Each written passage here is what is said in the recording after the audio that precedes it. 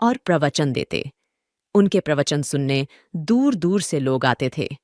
वे हमेशा लोगों को अच्छे संस्कार सिखाते और भगवान के प्रति श्रद्धा बढ़ाने का काम करते थे। ये संत कितनी अच्छी बातें बताते हैं। इनके प्रवचन सुनकर बुरे से बुरे लोग भी सुधर जाते हैं। बिल्कुल सही कहा। पिछले सप्ताह मैंने अपने बिगड़ैल बेटे को संत का प्रवचन सुनने जबरदस्ती ले आया था। प्रवचन सुनने के बाद तो जैसे जादू हो गया। उसके मन पर संत की बातों का गहरा असर पड़ा और वह सुधर गया। संत की बातों का ही प्रभाव था कि लोग दूर दूर से उनका प्रवचन सुनने आते थे। वे अपनी खुशी से संत को कुछ न कुछ दक्षिणा में देते। एक दिन जब संत मंदिर में थे, रेशम भी वहां आई और प्रणाम करने के बाद संत के पैर छूने लगी। तभी मंदिर के पुजारी ने कहा, तुम संत के पैर नहीं छू सकती। तुम्हारे छूने से वे अपवित्र हो जाएंगे। ऐसा क्यों कह रहे हैं आप? बाबा, आपको नहीं पता, ये औरत गलत काम करती है। यह तो पापिन है। तुम्हें देखकर लगता है कि तुम भगवान में विश्वास रखती हो। कल मेरी कुटिया में सत्संग सुनने आना। जरूर आऊंगी बाबा। जब संत का सत्संग शुरू हुआ, रेशम भी आई और पूरा सत्संग सुना। सबके जाने के बाद रेशम ने संत को प्रणाम किया।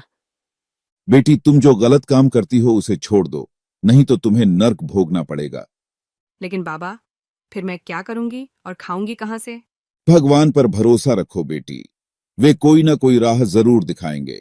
संत की बात मानकर रेशम ने अगले ही दिन से गलत काम छोड़ दिया और अपने जमा पैसे से ठेला खरीदकर फल बेचने लगी। नगर के लोग उससे फल नहीं खरीदते थे, इसीलिए वह बाहर जाकर सस्ते दामों पर फल बेचती थी। उसकी अच्छी खासी बिक्री हो जाती और जो फल बचते वे गरीबों को दे देती। वह प्रतिदिन मंदिर जाकर भगवान के सामने माथा टेकती और रोज प्रवचन सुनती। इससे उसकी बुद्धि निर्मल और पवित्र हो गई। उसने अपनी आमदनी का कुछ हिस्सा गरीबों की मदद में लगाना शुरू कर दिया। धीरे धीरे नगर के लोग भी उसका सम्मान करने लगे। जो लोग पहले उसे देखना भी पाप समझते थे, अब उसकी तारीफ करने लगे थे।